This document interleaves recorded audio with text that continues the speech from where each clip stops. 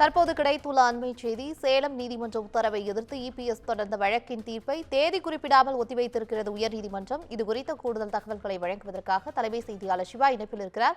வணக்கம் சிவா, உங்களுடைய தகவல்களை விரிவாக பதிவு பண்ணுங்க. பவித்ரா, வேட்பு மனுவில் தகவலை மறைத்ததாக அளிக்கப்பட்ட புகார் குறித்து விசாரணை நடத்த சேலம் நீதிமன்றம் பிறப்பித்த உத்தரவை எதிர்த்து அதிமுக பொதுச் செயலாளர் எடப்பாடி பழனிசாமி தாக்கல் செய்த மனு மீதான தீர்ப்பை சென்னை உயர்நீதிமன்றம் தேதி குறிப்பிடாமல் ஒத்திவைத்திருக்கிறது. கடந்த 2021 ஆண்டு சட்டமன்ற தேர்தலில் எடப்பாடி தொகுதியில் அதிமுக சார்பில் போட்டியிட்ட அக்கட்சியினுடைய பொதுச் செயலாளர் எடப்பாடி பழனிசாமி தன்னுடைய வேட்பு மனுவில் சொத்து விவரங்கள் உட்பட பல்வேறு முக்கிய தகவல்களை தவறாக தெரிவித்ததாக கூறி அவர் மீது மக்கள் பிரதிநிதித்துவ சட்டத்தின் கீழ் நடவடிக்கை எடுக்க கோரி தேனி மாவட்டம் உத்தமபாளையத்தைச் சேர்ந்த மிலானி என்பவர் சேலம் நீதிமன்றத்தில் ஒரு தனிநபர் புகார் மனு தாக்கல் செய்திருந்தார்.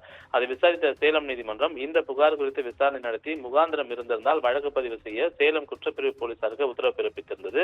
இந்த உத்தரவை ரத்து செய்ய கோரி எடப்பாடி பழனிசாமி சென்னை உயர்நீதிமன்றத்தில் மனு தாக்கல் செய்திருந்தார்.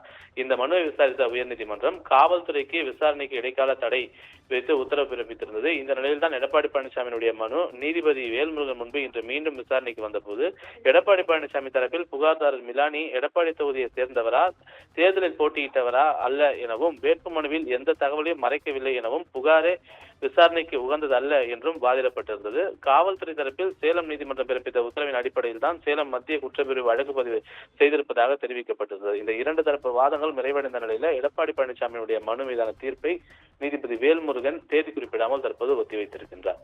பவித்ரா, தகவலுக்கு நன்றி சிவா.